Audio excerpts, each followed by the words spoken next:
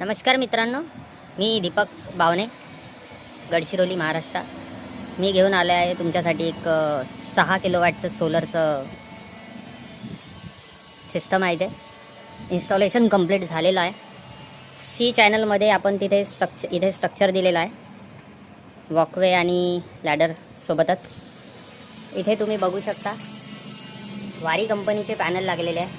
585 वॅटचे एकूण 10 पॅनल लागलेले आहे. याच्यामध्ये 5.85 म्हणजे जवळपास 10 किलोवॅटचा सेटअप इथे लागलेला आहे. तुम्ही इथे बघू शकता एकदम हेवी मटेरियल आपण याच्यामध्ये यूज केलेला आहे. स्ट्रक्चरमध्ये क्वालिटीमध्ये काही कॉम्प्रोमाइज केलेलं नाही आहे. बघू शकता कॉन्क्रीट फाउंडेशन म्हणतो आपण त्याला.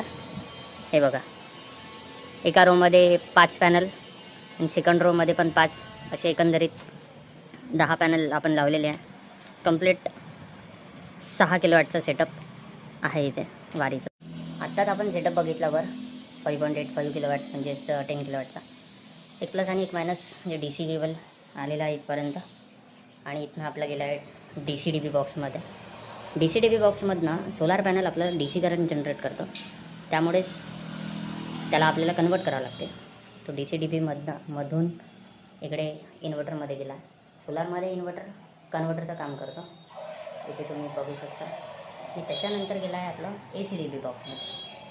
आणि AC मधनं तो गेलेला आहे आपला मीटरपर्यंत गेल्यानंतर तुम्हाला मी दाखवतो. एक सेकंड. पॉलीगॅप 6 किलोवॅट इन्व्हर्टर इथे लागलेला आहे. अल्टरनेट करंटमध्ये कन्वर्ट झाल्यानंतर आपलं मीटरपर्यंत कनेक्शन आलेलं आहे. हे बघा, सोलरचं मीटर आहे, जनरेशन मीटर.